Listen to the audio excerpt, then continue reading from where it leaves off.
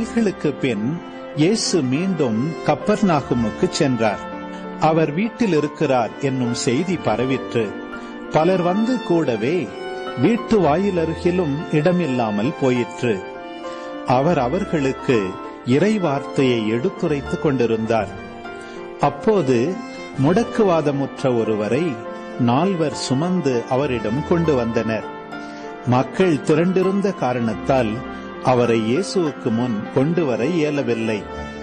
எனவே அவர் இருந்த இடத்திற்கு மேலே வீட்டின் கூரையை உடைத்து திறப்பு உண்டாக்கி முடக்குவாதமுற்றவரை படுக்கையோடு கீழே இறக்கினர். இயேசு அவர்களுடைய நம்பிக்கையை கண்டு முடக்குவாதமுற்றவரிடம், மகனே, உன் பாவங்கள் மன்னிக்கப்பட்டன என்றார். அங்கே அமர்ந்திருந்த மறைநூல் அறிஞர் சிலர், இவன் ஏன் இப்படி பேசுகிறான்? இவன் கடவுளை பழிக்கிறான். கடவுள் ஒருவரே அன்றி பாவங்களை மன்னிக்க யாரால் இயலும் என உள்ளத்தில் எண்ணிக்கொண்டிருந்தனர். உடனே அவர்கள் தமக்குள் இவ்வாறு எண்ணுவதை இயேசு தம்முள் உணர்ந்து அவர்களை நோக்கி, உங்கள் உள்ளங்களில் இவ்வாறு எண்ணுவது ஏன்? முடக்குவாதமுற்ற இவனிடம் உன் பாவங்கள் மன்னிக்கப்பட்டன என்பதா? எழுந்து உன் படுக்கையை எடுத்துக்கொண்டு நட என்பதா?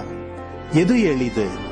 மண்ணுலகில் பாவங்களை மன்னிக்க மானிட மகனுக்கு அதிகாரம் உண்டு என்பதை நீங்கள் அறிந்து கொள்ள வேண்டும் என்றார்.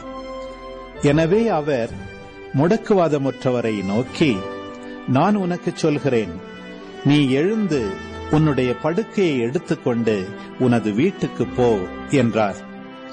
அவரும் எழுந்து உடனே தம்முடைய படுக்கையை எடுத்துக்கொண்டு எல்லாரும் காண வெளியே சென்றார். இதனால் அனைவரும் மலைத்து போய், இதைப் போல நாம் ஒருபோதும் கண்டதில்லையே என்று கூறி கடவுளை போற்றி புகழ்ந்தனர்.